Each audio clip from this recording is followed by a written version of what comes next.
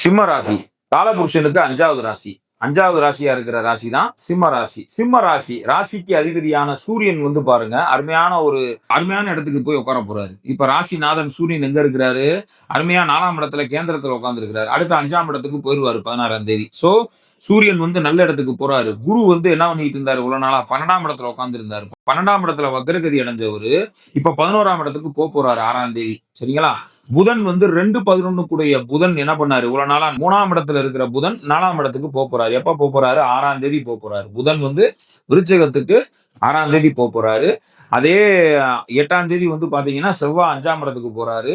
16ஆம் தேதி டிசம்பர் 16ஆம் தேதி சூரியன் வந்து 5ஆம் இடத்துக்கு போறாரு. சோ 5ஆம் இடத்துல ராஜ கிரகங்கள் போய் உட்காருது. சூரியன் உட்கார்றாரு, செவ்வாய் உட்காருது, சுக்கிரன் 20ஆம் தேதி போய் அங்க கனெக்ட் ஆயிருவாரு.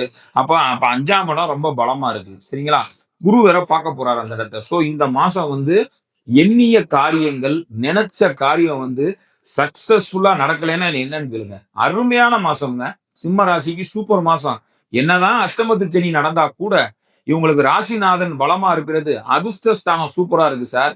ஒரு ஜாதகத்துல ராசிக்கு 5ஆம் இடம் நல்லா இருக்கணும், 9ஆம் இடம் நல்லா இருக்கணும். திரிகோணாதிபதிகள் நல்லா இருக்காங்களே. ராசிநாதன் சூரியன் 5க்கு போயிடுறாரு, 9 கூடிய செவ்வாய் 5க்கு வந்துடுறாரு, குரு வந்து 5 கூடியவர், அவரு 11ஆம் இடத்துல வக்ரமானாலும் 5ஆம் இடத்தை பாக்குறாரு. சோ அதிர்ஷ்டமான கிரகங்கள் பூராமே வந்து அருமையான இடத்துல போய் உட்கார்ந்து இருக்கிற ஒரு அற்புதமான மாதங்க. அப்ப சிம்ம ராசிக்கு நினைச்ச காரியம் இந்த அற்புதமான இந்த டிசம்பர் மாசம் அருமையா இருக்கும். ஏன் ஜனவரி 15 வரையுமே கூட அவங்களுக்கு இந்த அதிர்ஷ்டம் நீடிக்கும்.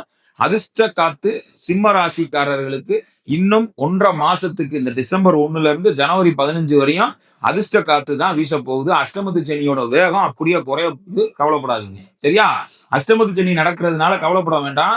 சனிக்கிழமை காலையில 9 to 10, 9 to 10:30 ராகு காலத்துல சிவன் கோயில்ல இருக்கிற கால பைரவருக்கு 27 மிளகு இல்லைன்னா 54 மிளகு ஒரு சிவப்பு காடா துணியில கட்டி திரி மாதிரி போட்டுருங்க. சரிங்களா? கட்டிருங்க. நல்லா கட்டி நல்லா நல்லெண்ணெய், ஒரு கார்த்திகை சுட்டி எடுத்து, மண் சுட்டி எடுத்து நல்லா நல்லெண்ணெய் ஊத்தி நல்லா நினைச்சு தீபம் போட்டுட்டு வாங்க. அந்த அஷ்டமத்து சனியோட வேகம் குறையும். இப்ப இந்த சூரியன் எல்லாம் நல்ல இடத்துல இருக்காங்க இல்லையா? சூரியன் இவங்க எல்லாருமே நல்ல இடத்துல இருக்கிறதுனால பிரசித்தி பெற்ற சிவன் ஆலயங்கள், அதாவது திருவண்ணாமலை ஈஸ்வரன், திருவானைக்காவல்ல இருக்கிற ஈஸ்வரன் கோயில், மதுரையில மீனாட்சி அம்மன் கோயில், இன்மையில் நன்மைதிரார் கோயில், இப்படி இருக்கு இல்லையா? பிரசித்தி பெற்ற சிவன் கோயில்ல சென்று சிவனுக்கு வந்து ஒரு வில்வ அர்ச்சனை பண்ணிட்டு சிவனுக்கு ஒரு நெய் விளக்கு போட்டு சாமி கும்பிடுங்க. அதே போல மகாலட்சுமியின் அம்சமான பராசக்தி அன்னையை விடாம வந்து திங்கக்கிழமை பாலாபிஷேகம் செய்து மஞ்சள் குங்குமம் வச்சு ஒரு தீபம் போட்டு தரிசனம் பண்ணிட்டு வாங்க. நிச்சயம் சிம்ம ராசிக்காரங்களுக்கு இன்னும் ஒரு 45 நாட்களுக்கு அதிர்ஷ்ட காற்று வீச போகிறது. இதுல சந்தேகம் இல்லை. அஷ்டமத்து சனியோடைய வேகம் இன்னும் 1.5 மாசத்துக்கு உங்களுக்கு கம்மியா தான் இருக்கும். பிரச்சனைகள் இந்த 1.5 மாசம் கம்மியாகும். ஏற்கனவே பிரச்சனை இருந்தா இந்த 1.5 மாசம் அந்த வேகம் குறைக்கப்படும்.